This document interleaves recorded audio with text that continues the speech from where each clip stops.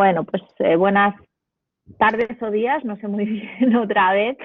Tenemos la suerte de contar en el ciclo del día de hoy con la profesora Cristina García Pascual, que es catedrática de Filosofía del Derecho de la Universidad de Valencia, investigadora del Instituto de Derechos Humanos de esta universidad, con el que nos une una estrecha amistad desde hace tiempo. Llevamos mucho tiempo trabajando en lo que luego ha sido una red con otros centros de investigación, pero bueno, ya originariamente estamos trabajando nosotras y nosotros. La profesora García Pascual también es codirectora del Máster en Derechos Humanos, Democracia y Justicia Internacional de la Facultad de Derecho. Su trabajo de investigación se ha desarrollado en distintas líneas, pero una fundamental es la que nos ocupa hoy, sobre orden global, y dentro de esta línea, bueno, pues hay varios trabajos, y yo de estos, bueno, destacaría, porque en su momento pues me gustó mucho la naturaleza del derecho internacional, una cuestión existencial, aunque bueno, tiene otras publicaciones sobre el tema, y bueno, yo ya me callo y cedo la palabra a Cristina García Pascual. Cristina, cuando quieras. Muchas gracias, Mari Carmen, y muchas gracias a mis compañeros de la Carlos III, que nos une una relación ya muy larga de amistad. Y muchas gracias por invitarme a hablar en estos tiempos que creo que tenemos que ser más agradecidos online a estas horas y un poco en este marco que vivimos de sobrealimentación de actividades online. Yo voy a intentar, no hablar mucho para que podamos discutir y también conversar, y también quiero, tampoco querría desde luego ser pesada. Lo que he preparado es una reflexión sobre la pandemia y sobre hacia dónde nos puede llevar la pandemia, también en vistas a la modificación de nuestras formas de vida, de nuestros sistemas de gobierno, de nuestras organizaciones políticas y de nuestro orden internacional o nuestro orden global. Para eso, obviamente, me apoyo en toda la amplísima discusión que se ha desarrollado, digamos, desde el minuto cero, en relación a la pandemia. Y quiero ir a cosas vamos a hablar de algo que no podemos dar por superado, en lo que todavía estamos viviendo, y que se han hecho grandísimos esfuerzos de comprensión, de análisis, y seguimos un poco manteniéndonos en la incertidumbre. Ya en las primeras semanas hablemos no de que estallara la pandemia, sino de que llegara a Europa de esa manera, es decir, las semanas, el mes de marzo, ya pudimos contar con reflexiones muy interesantes, por ejemplo, de Jürgen Habermas, de Ferrajoli. Todos sabemos que prácticamente uno de los primeros libros en salir fue el libro de Zizek, que se llamaba Pandemic, ¿no? Y que Zizek dicen que es hiperactivo, pues inmediatamente sacó un libro. Y en marzo de 2020 se publicó un libro que se puede encontrar fácilmente en Internet, al acceso de todos, que se llama Sopa de Wuhan, y que en el libro pues participan Alain Badiou, Judith Butler, Preciado, el mismo también Giorgio Agamben. Podemos decir que es admirable este esfuerzo que se hizo casi inmediatamente, y el que se ha seguido haciendo de otros, como podría ser el filósofo coreano Byung-Chul Han, el citadísimo Harari, escritores como Zadie Smith, el historiador Timothy Snyder, y podríamos seguir nombrando. Yo digo que es admirable porque la dificultad es palpable, en el sentido de que es una situación en la que estamos metidas metidos en lo que todavía no se ha resuelto ni siquiera con las perspectivas de las vacunas.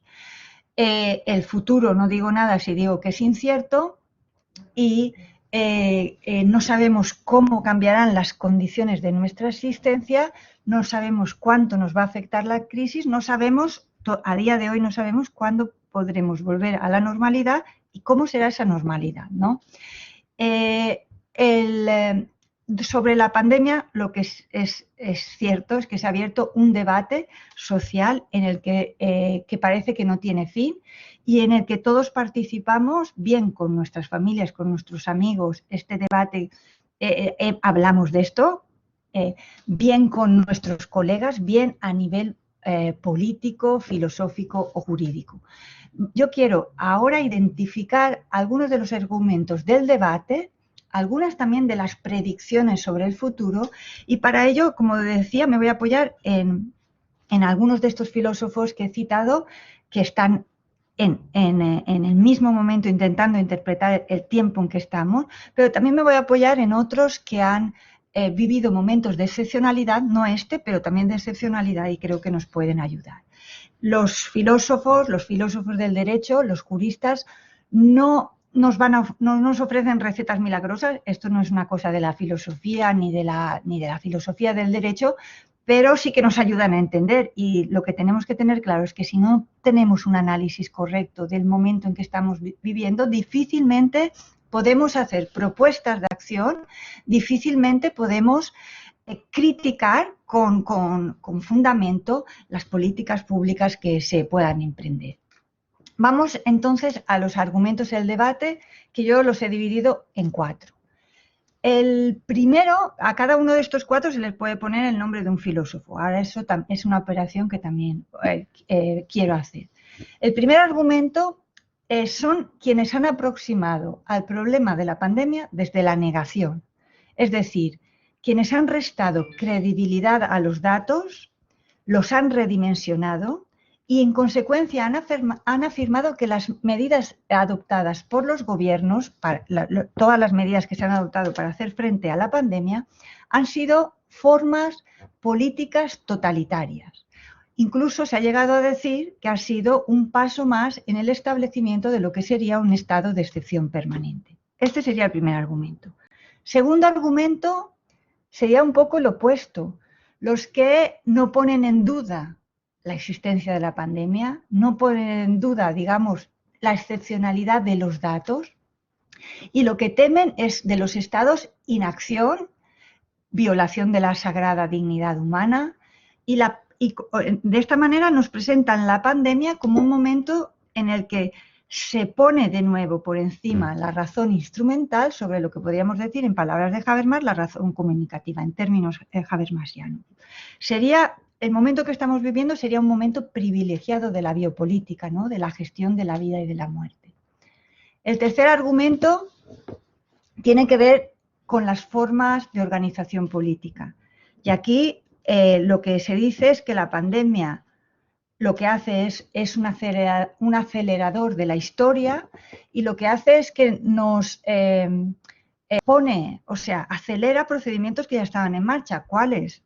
Pues el desprestigio, digamos, de los sistemas democráticos y la fundación del capitalismo tecnológico. Una nueva versión del capitalismo, ahora en la fase sería propiamente la del capitalismo tecnológico.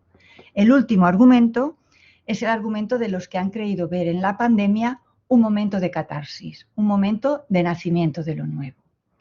Estos 4 bloques argumentales, líneas argumentales, hilos argumentales, si queremos decirlo así, están cruzados a su vez por 2 ejes, que se convierten también en 2 ejes de discusión que creo que son muy interesantes. El eje o la fractura Oriente-Occidente y la fractura Norte-Sur. Y como decía, a cada uno de estos 4 argumentos cruzados por estos 2 ejes, sur-norte, oriente-occidente, les podemos dar el nombre de algún filósofo. Empecemos por el primero, que es el más exótico, ¿no? La negación de la pandemia y la afirmación de las políticas totalitarias a través de esta afirmación de la negación de la pandemia y las políticas totalitarias que se han llevado a cabo. Esta idea, obviamente en filosofía, tiene el nombre de Giorgio Agamben. Agamben representa la posición de todos aquellos ciudadanos que desde el primer momento pensaron que la pandemia no tenía la entidad suficiente para derivar las medidas de confinamiento que le sucedieron. La idea de Agamben, y esto estamos hablando del minuto cero prácticamente, es que los datos no nos llevaban a pensar que estuviésemos ante nada distinto de lo que sería una epidemia de gripe. Dice, se nos informa de la mortalidad sin la comparación con las tasas de mortalidad general o tasas de mortalidad causadas por otras enfermedades. El confinamiento, en definitiva, sería una sobreactuación de los estados movidos por la falta de respeto a las libertades individuales y por el uso del miedo como forma de control social. Es decir, estamos ante una situación en la que se está llevando a cabo un grandísimo programa de control social. A partir de esta idea, partiendo de la negación de los datos no nos dicen lo que se dice que nos dicen, Agamben pues reparte para todos, ¿no? Es decir, es crítico con el gobierno, es crítico con la Iglesia, es crítico con los juristas, es crítico con los ciudadanos, porque no asumimos nuestra responsabilidad, que sería contrastar la información. En relación a la Iglesia, ¿qué dice de todo? Dice, por ejemplo, que es la doncella de la ciencia, la verdadera religión de nuestro tiempo. La Iglesia, dice, ha negado sus principios más esenciales. Olvidó que una de las obras de misericordia es visitar a los enfermos. Olvidó que los mártires enseñan que uno debe estar dispuesto a sacrificar la vida en lugar de la fe y que renunciar al prójimo significa renunciar a la fe. También han fallado, dice Agamben, los juristas. Dice, hace tiempo que estamos acostumbrados al uso imprudente de los decretos de emergencia mediante los cuales el Poder Ejecutivo reemplaza realmente al Legislativo. Y lo que hace es abolir la separación de poderes, que es lo que define la democracia. No está claro cómo, una vez que se ha agotado el límite de validez temporal de los decretos de emergencia, las limitaciones de libertad pueden mantenerse. Dice Agamben, ¿con qué arreglos legales? Con un estado de excepción permanente, es deber de los juristas verificar que se respeten las normas de la Constitución. Dice, pero los juristas guardan silencio. ¿Por qué guardáis silencio, juristas, sobre lo que os concierne? Nos dice Agamben. Dice, siempre habrá alguien que responderá que el sacrificio serio se ha hecho en nombre de los principios morales. Dice, pero, nos dice el filósofo, dice, pero una regla que establece que se debe renunciar al bien para salvar al bien es tan falsa y contradictoria como la que para proteger la libertad requiere que renunciemos a la libertad. Finalmente, a los ciudadanos les reserva su falta de responsabilidad, ¿no? Les imputa irresponsabilidad. Si ya el declive progresivo de las ideologías y las creencias políticas, los motivos de seguridad habían permitido a los ciudadanos aceptar las limitaciones de las libertades que no estaban dispuestos a aceptar antes, ahora, con la bioseguridad, se ha demostrado que se puede conseguir el cese absoluto de todas las resistencias. Y denuncia Agamben también a las organizaciones de izquierdas, dice, tradicionalmente acostumbradas a reclamar derechos y a denunciar violaciones de la Constitución y ahora dispuestas a aceptar sin reservas las limitaciones de las libertades. Dice, limitaciones que incluso el fascismo nunca había soñado poder imponer. Podría citar más textos de Agamben, Todo esto lo escribe en su blog Libet y ahí se pueden seguir todas el bullir de esta mente y la exaltación que le produce la situación de la pandemia. Obviamente, si uno parte de que la amenaza del COVID no es tal, si no es tal la amenaza de la pandemia, todas las actuaciones se han vuelto sospechosas inmediatamente. Es decir, inmediatamente todo se ha vuelto sospechoso, digamos, desmesurado, podríamos decir, antidemocrático, totalitario. Y aún así, podríamos decir, es decir, a pesar de cuando uno se aproxima a la lectura de Agamben, le llama mucho la atención todas estas consideraciones, igual que nos llaman la atención las consideraciones de los negacionistas, ¿no?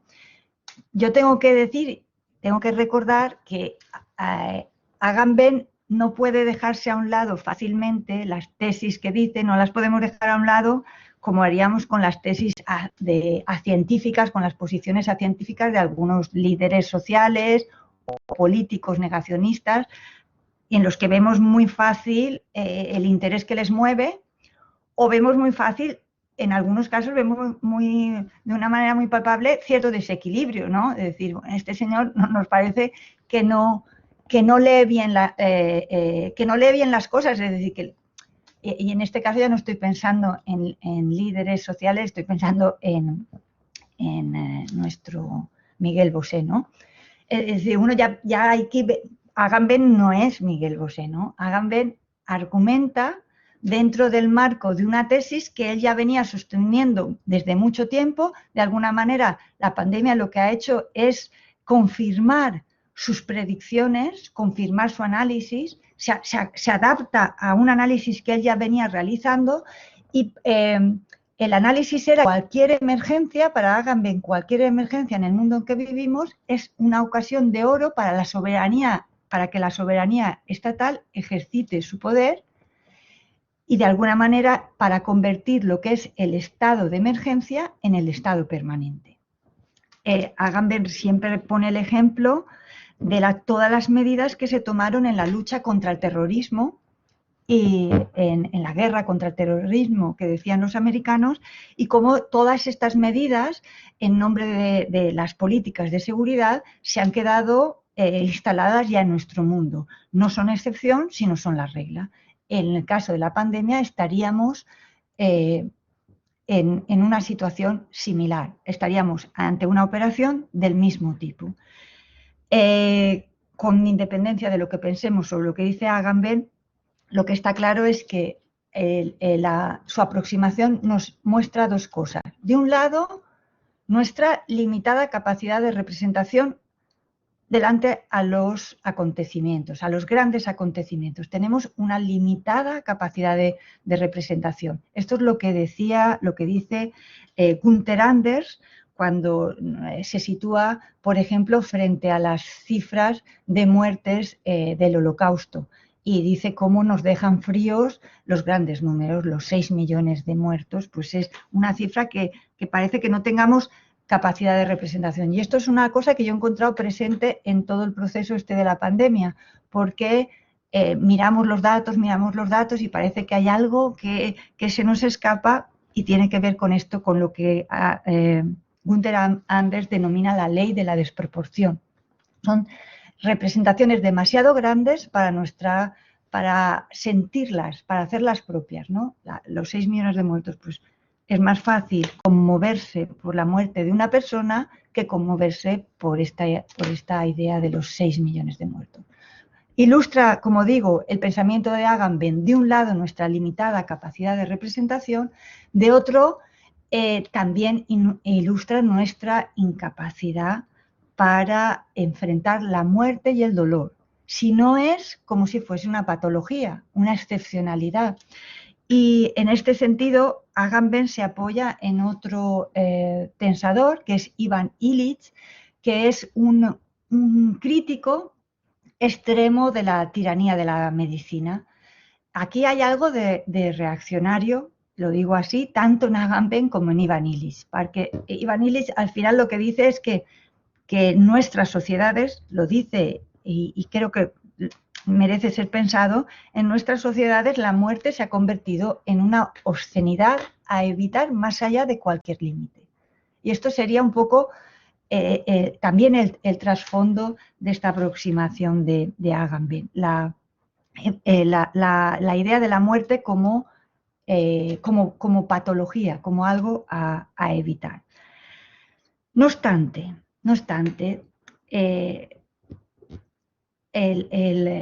nosotros podríamos preguntarle a Agamben, preguntarle a Ivan Illich si viviera.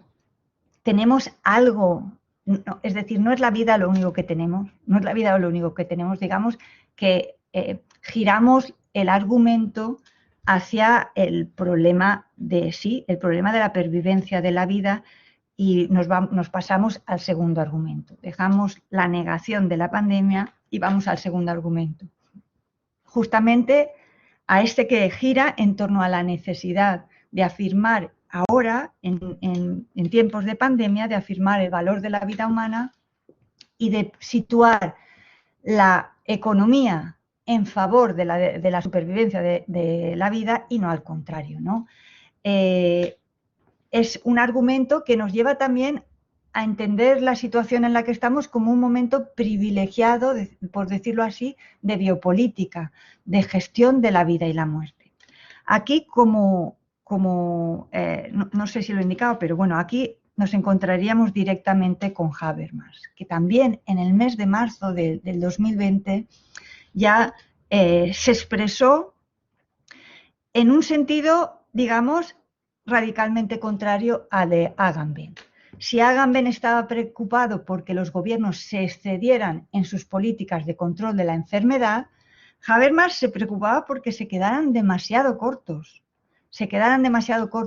Es decir, él pensaba que la pandemia podría llevar a los gobiernos a cálculos de tipo económico, considerando es decir, sin poner el valor de la vida humana delante de los intereses económicos.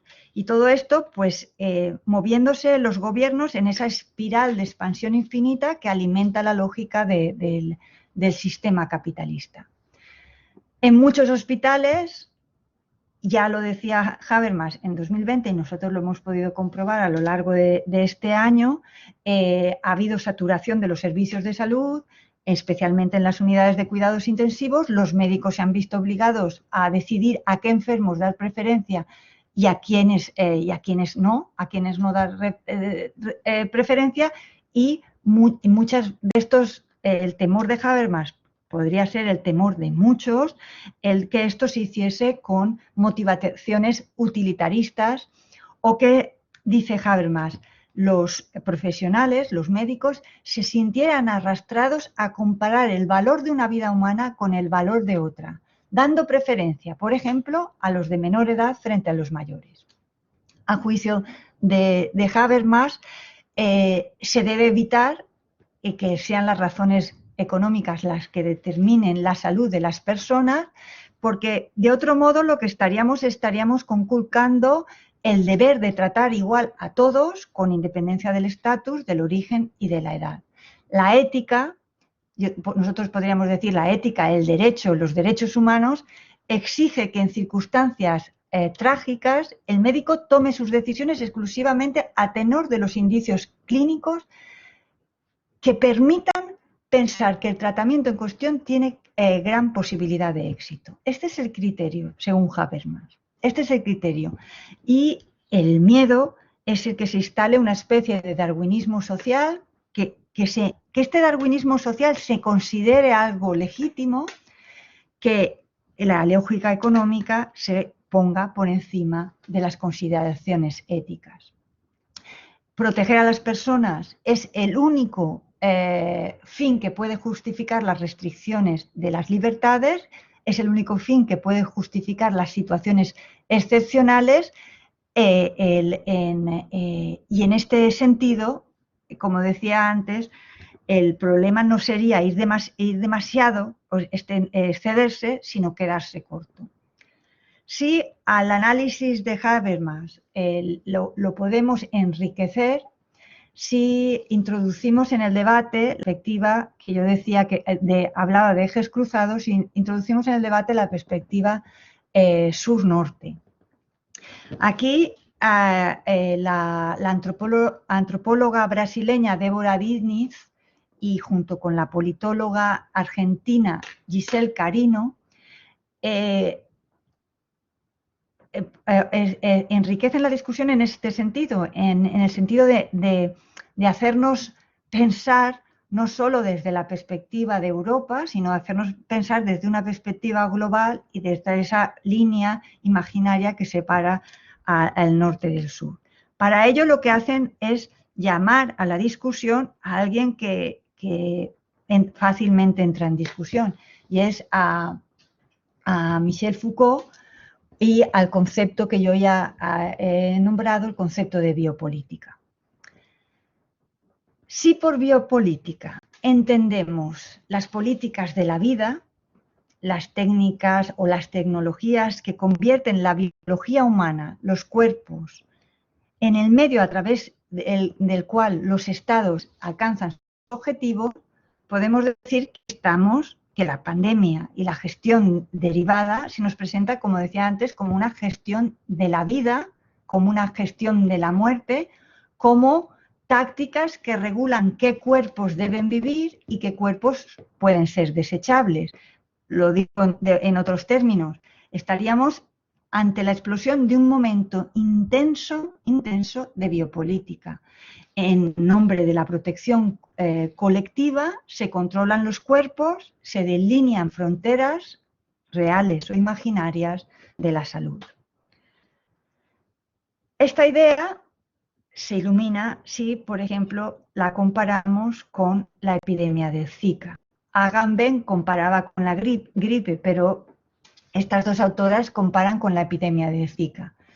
Lo primero que veríamos es que la epidemia de Zika no ha generado, o la generó, pero durante un tiempo muy breve, una alarma paragonable a la de la epidemia de la COVID. ¿Y por qué? Digamos que el pánico global fue breve, porque inmediatamente se comprendió que el riesgo de la enfermedad estaba confinado a países tropicales y que, es decir, y que no era algo que fuese a alcanzar a países tropicales, podríamos decir, a zonas también o a extractos de población pobre, no era algo que fuera a alcanzar desde luego a Europa. En este sentido, la biopolítica, con el ejemplo del Zika, se convierte en necropolítica, es decir, cuando son los regímenes de desigualdad los que determinan los cuerpos que pueden correr riesgos y los cuerpos que no pueden correr riesgos. Y digamos que el miedo de Habermas al darwinismo social ya es algo que...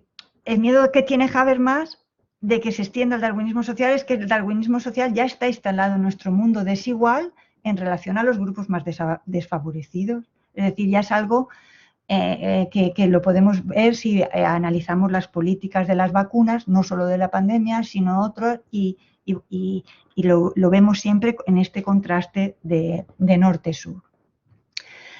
Obviamente no debería ser la lógica económica la que imperase.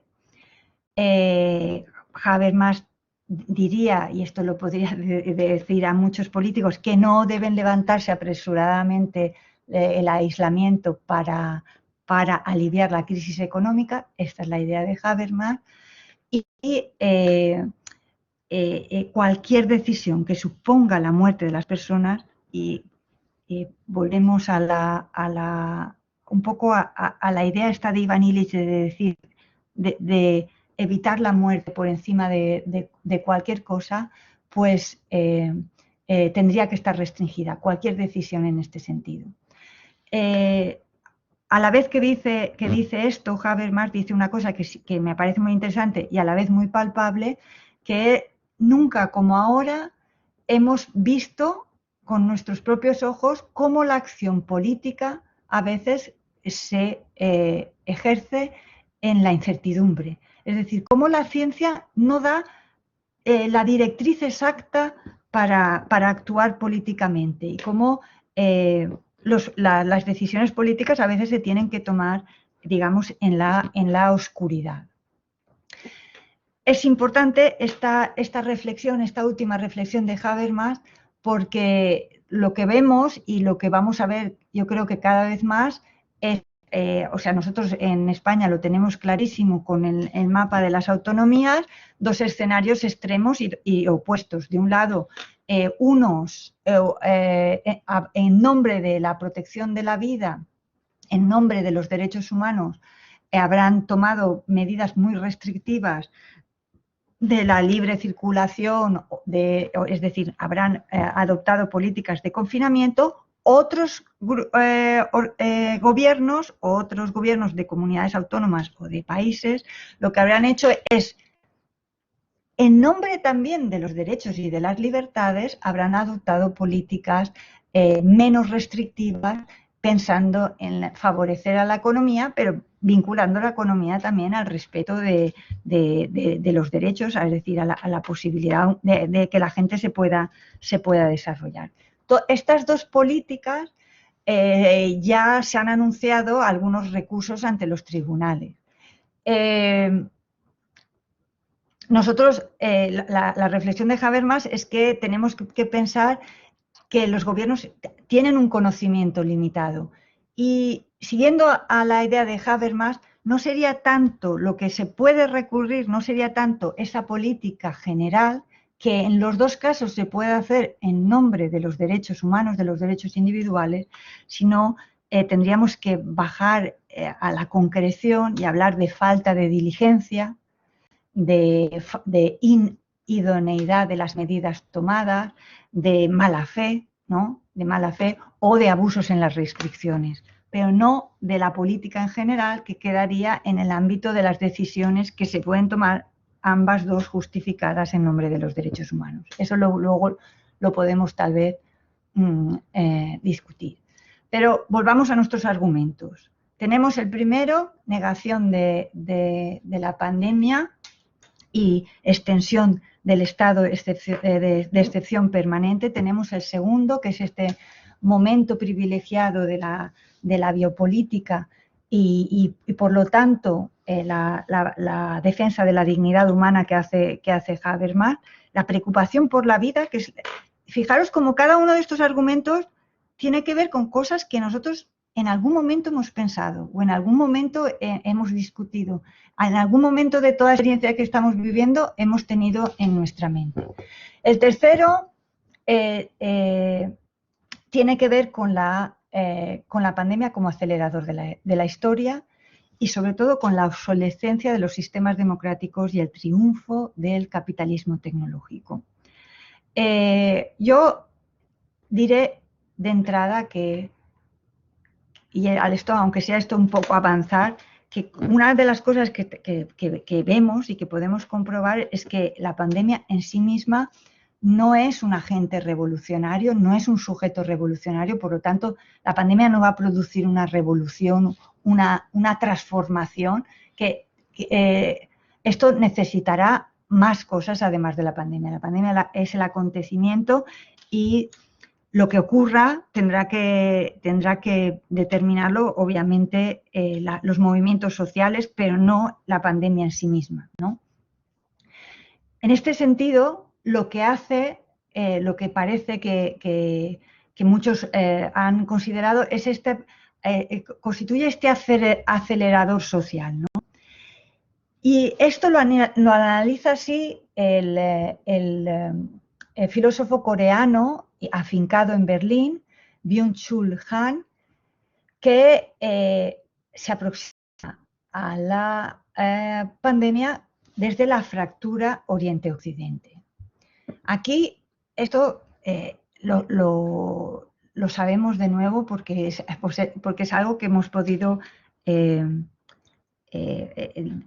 seguro que habéis leído muchas cosas sobre esta dimensión.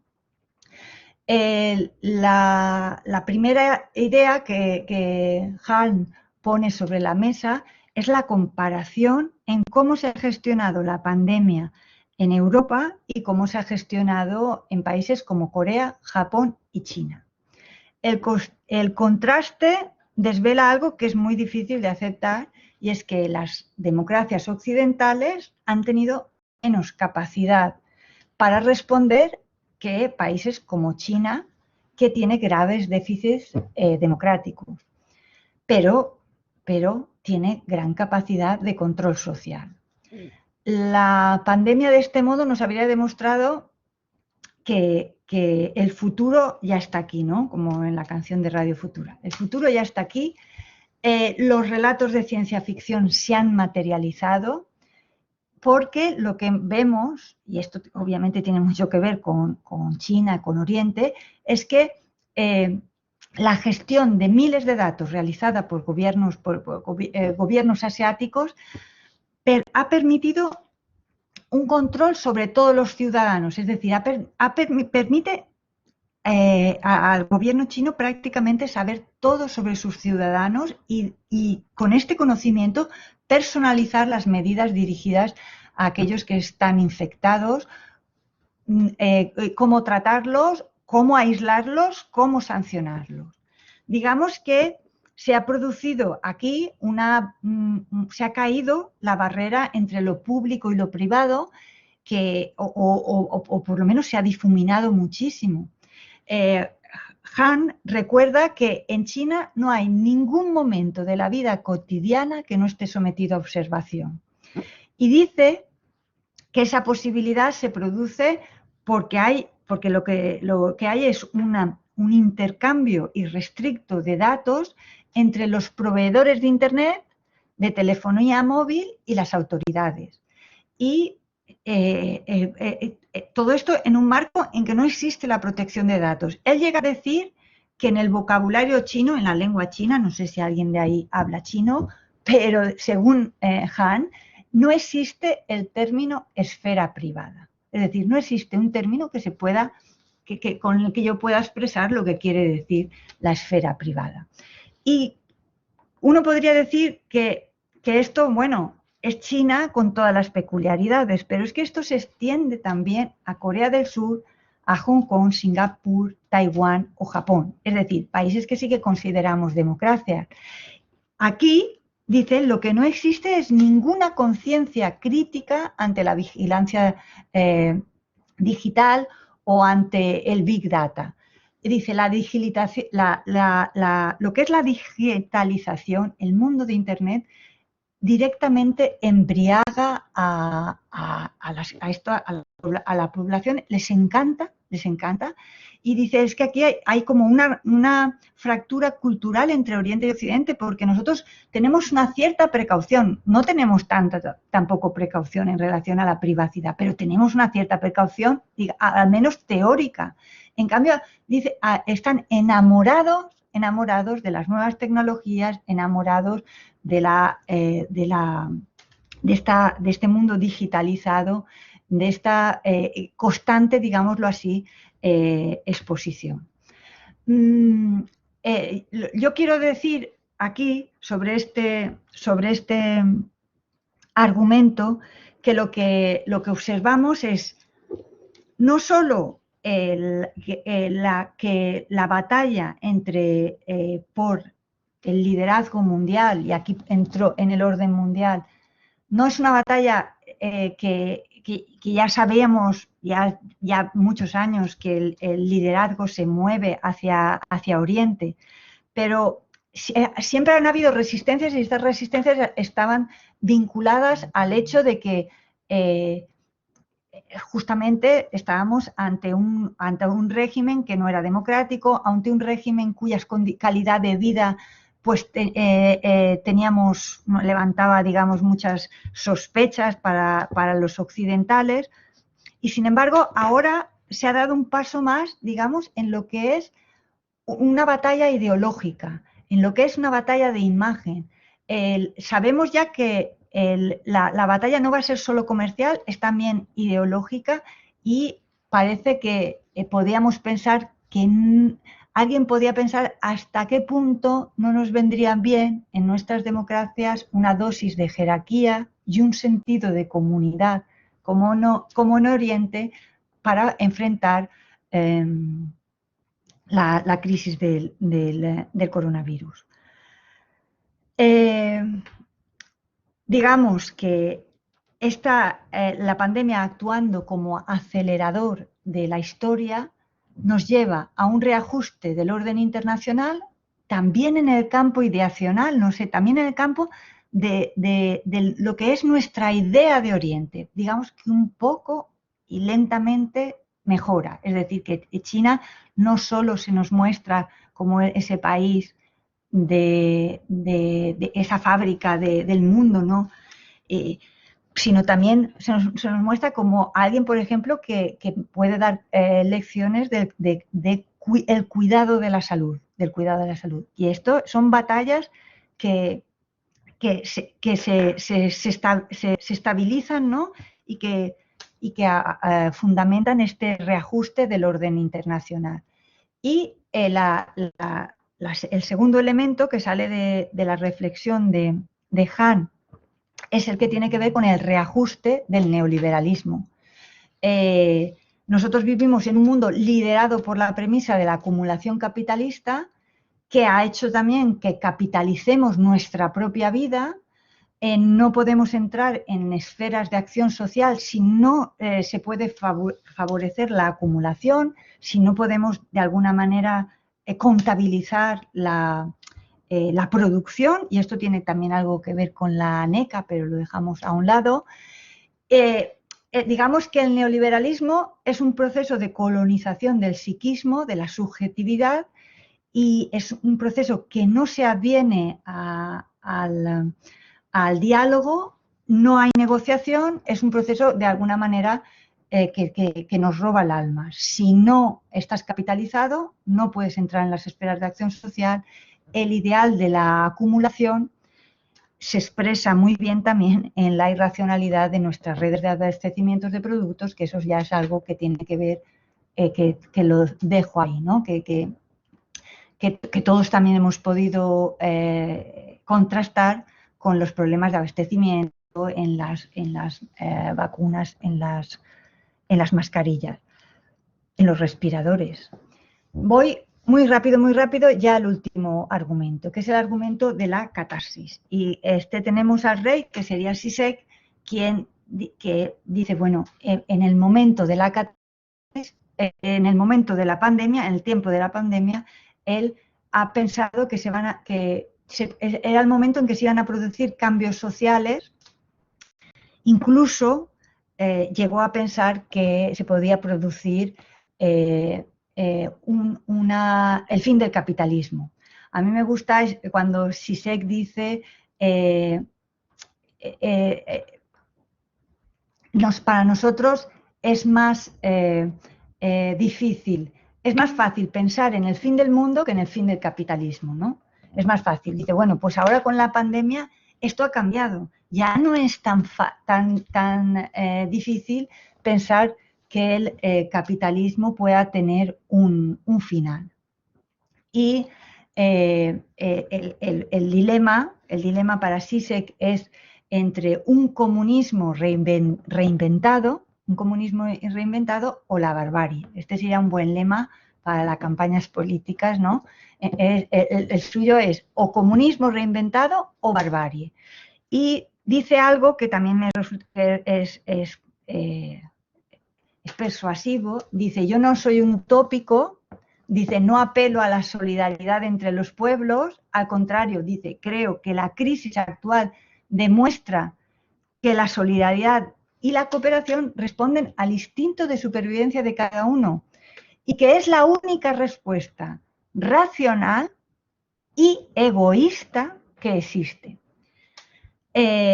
Bueno, aquí yo creo que podríamos, la idea de Zizek es que la pandemia nos aumente la vista, ¿no? Nos permita ver más, nos haga más listos, y que nos constriña a la solidaridad, porque nos haga ver también cuál es nuestro propio interés, nuestro egoísmo personal, y que no puede ser otro, según él, que la solidaridad y la limitación del capitalismo y esta espiral que nos lleva un poco al suicidio colectivo, esta espiral.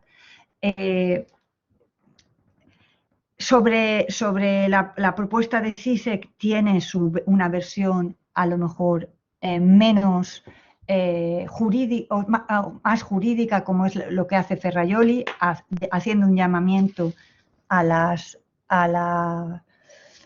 organizaciones internacionales, ¿no? A la reconstrucción del orden internacional.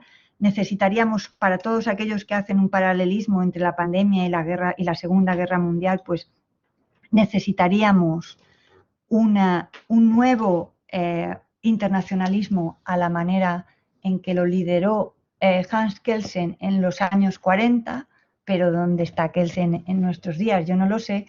En cualquier caso, yo recuerdo algo que ya os he dicho, que la pandemia por sí sola no va a producir un cambio, una revolución. Puede servir de confirmación de muchas predicciones negativas. También confirma algunas positivas, como por ejemplo la constante predicción, afirmación de muchas pensadoras feministas que nos han hecho hincapié sobre la idea de la interrelación entre los seres humanos, de nuestra libertad vinculada a la libertad de los otros, de toda la dimensión del cuidado. Esto también es algo que confirma la pandemia, pero bueno, ya entraríamos aquí en el ámbito ya de lo que podrá realizarse, que ahí, como digo, mi primera conclusión sería esta: no podremos, la pandemia por sí sola no producirá ningún cambio a mejor, acelerará determinados procesos y los cambios se tendrán que producir con compromisos políticos o compromisos obviamente de la ciudadanía.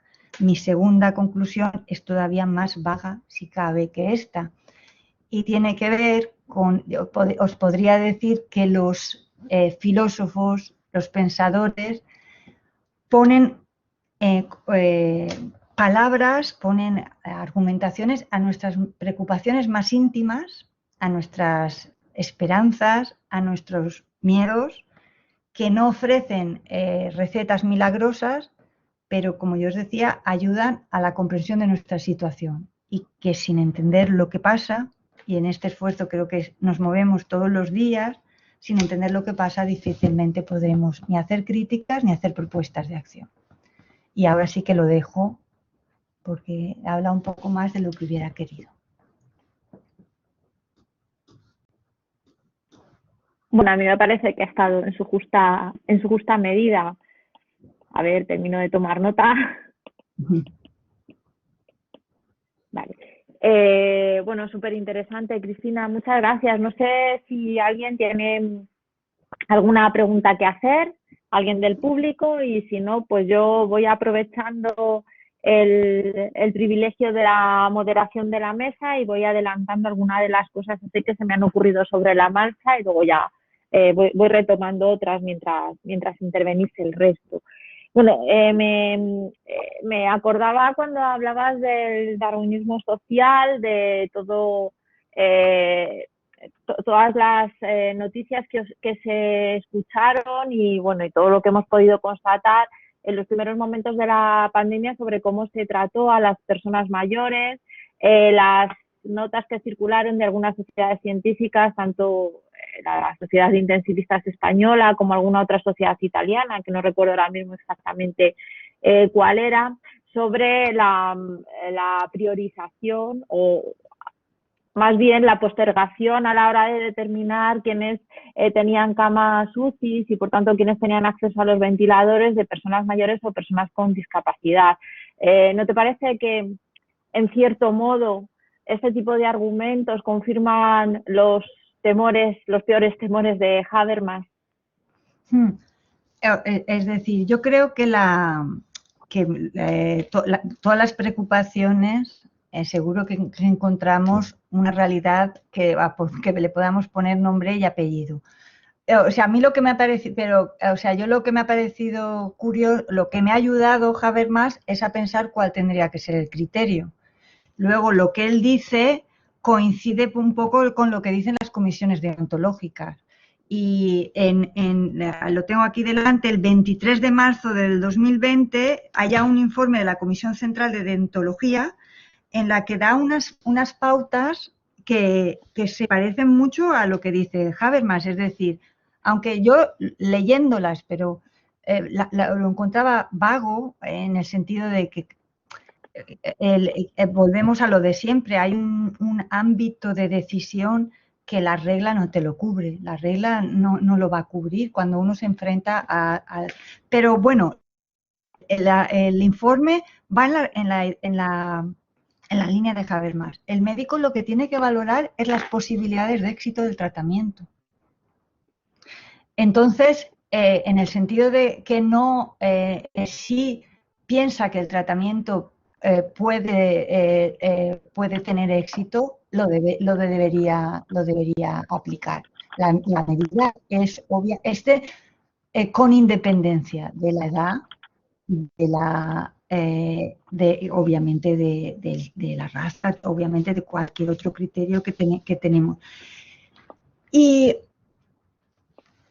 quiero decir, para mí, que no soy médico, me parece que es algo, de nuevo, bastante amplio, pero o sea, lo único que puedo decir es que aquí coinciden ambas cosas. Está claro que el ejemplo que tú pones de el no dar tratamiento a los mayores, que parece que se hizo en algunas comunidades, y tratamiento, todo esto sería una violación, un atentado, porque hay que recordar la edad de Habermas. Habermas dice que no se puede discriminar a los mayores, ¿no? Y efectivamente, o sea, él está diciendo que no se puede discriminar a los mayores con todos los fundamentos, ¿no? Bien, Carlos, cuando quieras, que veo que tienes la mano levantada.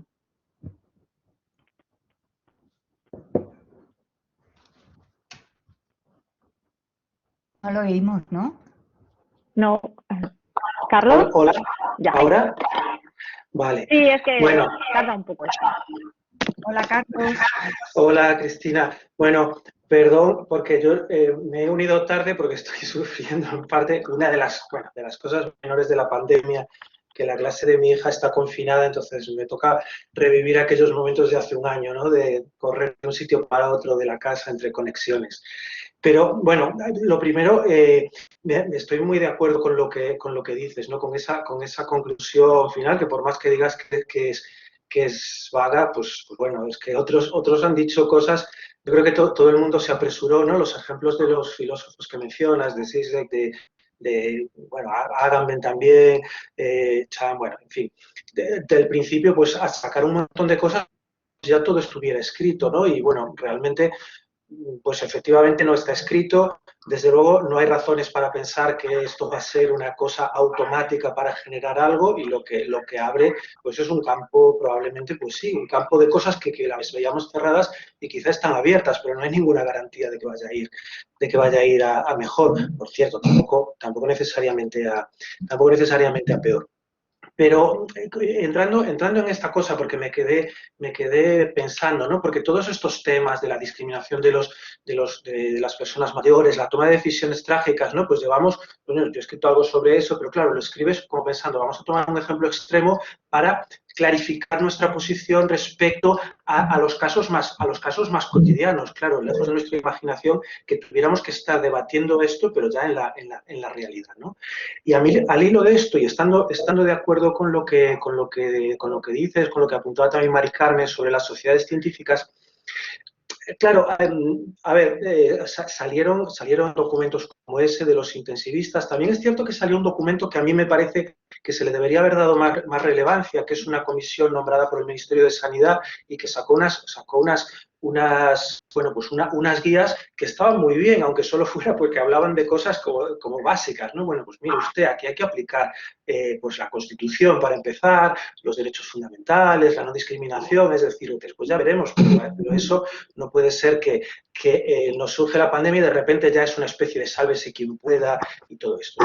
Pero al hilo de esto, a mí se me ocurrió una cosa que lo planteo porque no estoy seguro, pero te lo quería a ver si estás de acuerdo. A mí me parece que cuando enfrentamos a una situación, a situaciones trágicas, ¿no? En los hospitales, situaciones incluso bordeando el colapso, los médicos se ven obligados a tomar decisiones, pues a veces puede ser que tomen decisiones y que esas decisiones igual acaben teniendo un sesgo. Después nosotros las analizamos y vemos, bueno, pues que directamente no ha sido eso, pero indirectamente pues hay determinadas cosas que ves que han operado por detrás.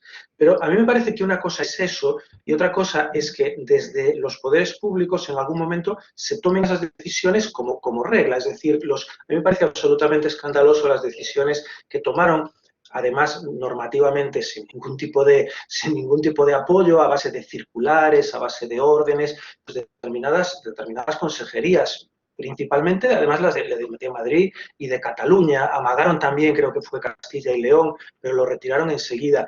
Y eso, quiero decir, me parece de una gravedad muchísimo mayor, porque una cosa es que tú, médico o equipo médico, tengas que tomar en el calor y en una situación extrema, pues algún tipo de decisión, y igual resulta que no lo haces lo mejor posible, y otra es que ya a priori se diga, pues mire, pues a este sector, pues es que ni siquiera lo enviamos a los hospitales.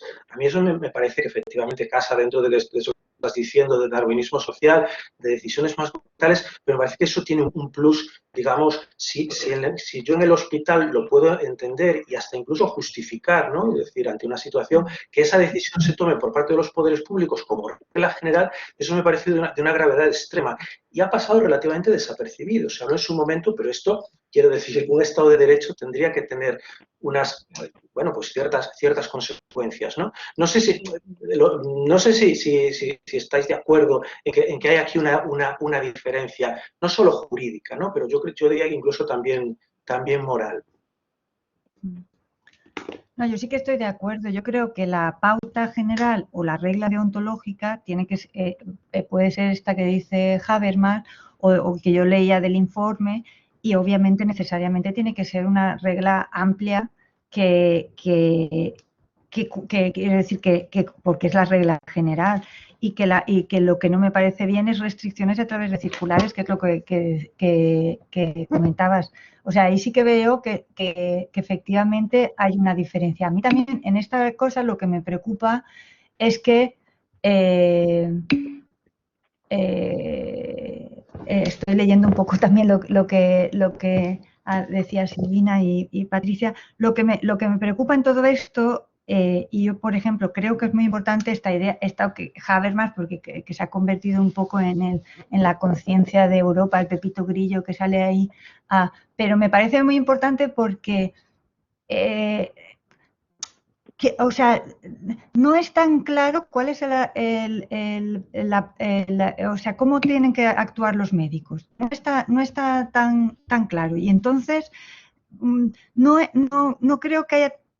Hay más gente de la que pensamos que piensa, por ejemplo, que se tendría que primar, por ejemplo, a los jóvenes en relación a los mayores.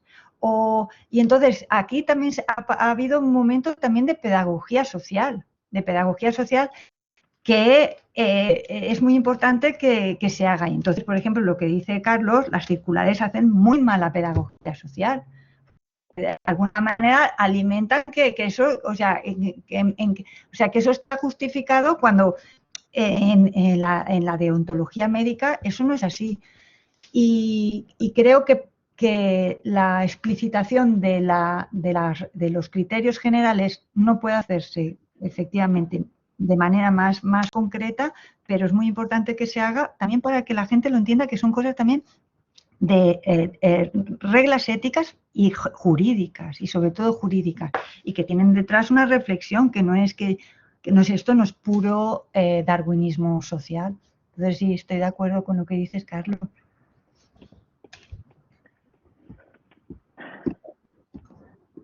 Bueno, la verdad es que al final, escuchándote, intentando poner toda mi preocupación, sobre todo en los primeros momentos de la pandemia, pero ahora no estoy menos preocupada. En todas estas casillas que nos marcas, pues parece que no sé cómo tú lo ves o cuál es tu idea al señalarlos, pero a mí me da la impresión que no son alternativas y que todos los análisis tienen algo de sensato y algo que atender, porque en realidad, probablemente la pandemia se ha vivido en Madrid de forma distinta a como se ha vivido desde Valencia, porque tenemos distintos gobiernos autonómicos y las respuestas han sido diferentes, pero aún así en un paraíso, ¿no? como es Madrid desde el punto de vista de las libertades, y no digo paraíso en buen sentido, no estoy haciendo una valoración positiva, sino porque no hay demasiadas reglas o las reglas que hay no son demasiado eficaces, mi percepción ha sido también un poco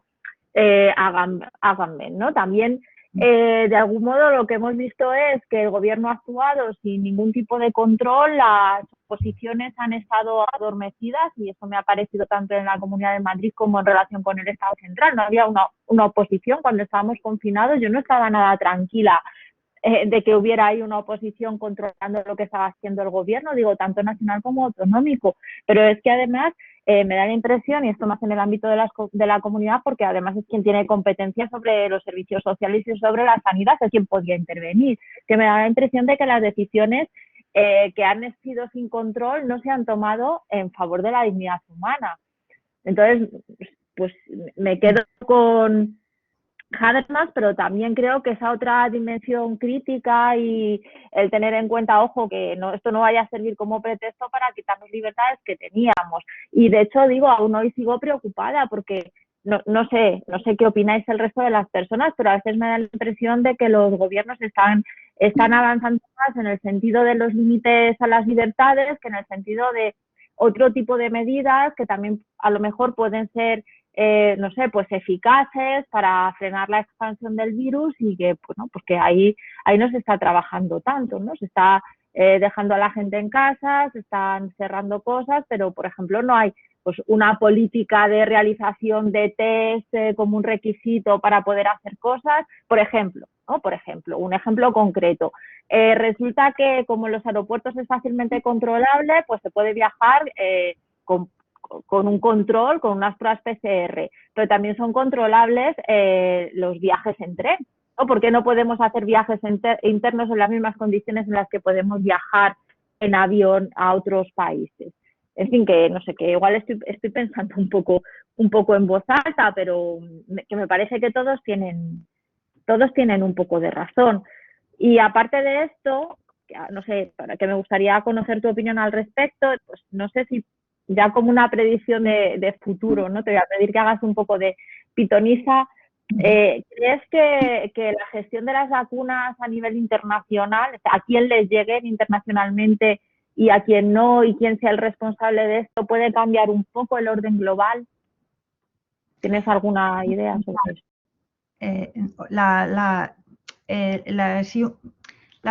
En realidad, todas las aproximaciones son muy pesimistas. Todas las aproximaciones son muy pesimistas. Yo hay veces, tanto pesimismo, intento ver algún elemento que decir, yo digo, no puede ser, tiene que haber algo y por ejemplo, os decía antes, y es un poco a lo mejor banal, pero el hecho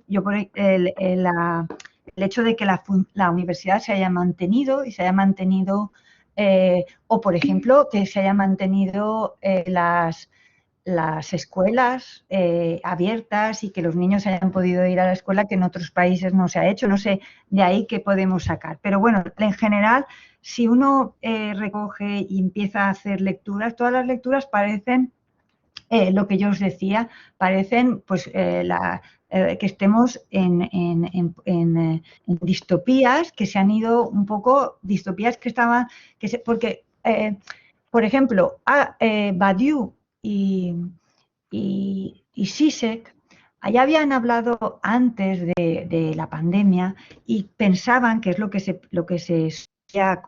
pensar cuando se hablaba de un evento que sacudiera el mundo, y que eso pues, en la literatura, pues por ejemplo se pensaba en una cosa que todavía está ahí, ¿no? Eso la tenemos todavía reservada como algo posible, que es que hubiese un parón tecnológico, ¿no? Porque sabéis que la infraestructura de los sistemas es una infraestructura bastante débil y bastante frágil, ¿no? Entonces, esto era la cosa que un poco que se pensaba que podía pasar, ¿no? Y entonces esto es lo que se pensaba que iba a ser una catarsis y que ahí empezaríamos a lo mejor, y estoy pensando, como os digo, en CISEC y en Badiou.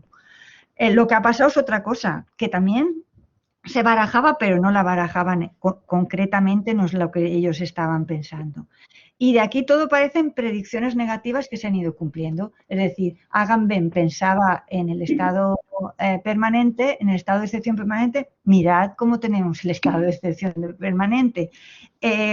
Dice, bueno, China va a gobernar el mundo. Mirad lo que ha pasado con China, ¿no? Vamos al final de la privacidad tal como la entendemos, pues mirarnos cada día a cada uno de nosotros cómo estamos. Es decir, predicciones. Yo le he intentado dar la vuelta diciendo, bueno, sí, estas predicciones se han verificado, pero también se ha verificado nuestra interrelación.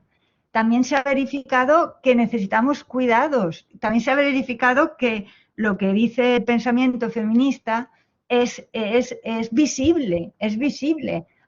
Es decir, que estamos vinculados necesariamente y que si somos egoístas, necesitamos un poco poner en marcha esta sociedad del cuidado. Ahora, como todos me imagino, pues estoy muy decepcionada con las derivas políticas, es decir, porque en el mejor de los casos lo que pues, es una gestión de los acontecimientos, en algunos casos, y que podemos estar más de acuerdo, pero que no va más allá, es decir, no va a las transformaciones que necesitamos. Y esto en el mejor de los casos. En el peor de los casos es como si estuviesen discutiendo de cosas que no tienen ningún tipo de relevancia para la excepcionalidad del contexto. Entonces, intento no, me pienso mucho, desde el primer momento, desde el minuto cero, pensé mucho en Gunther Anders porque me sentía como atrapada en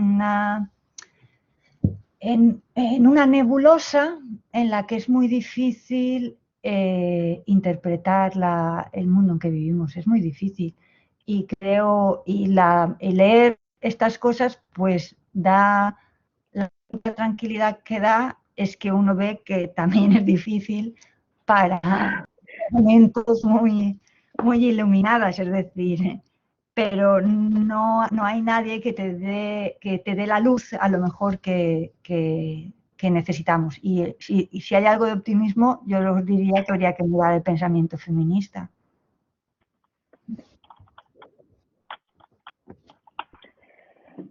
Madre mía, pues estamos sin respuesta, efectivamente. No sé si alguien tiene algo más que comentar, alguna sugerencia.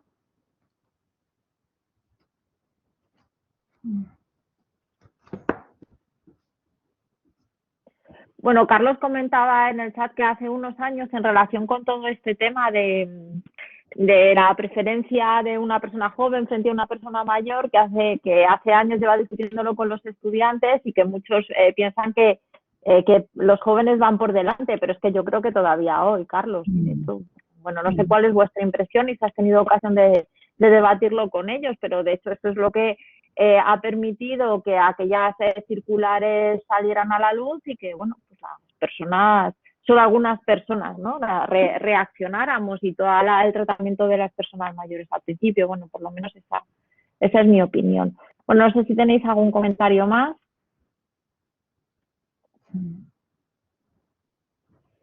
Pues si no tenéis nada más que plantear, pues simplemente muchas gracias, Cristina, por haberte prestado una vez más a estar con nosotras, además esta vez sin ni siquiera poder vernos, y ha sido súper interesante. Desde luego me he tomado nota de todos estos trabajos.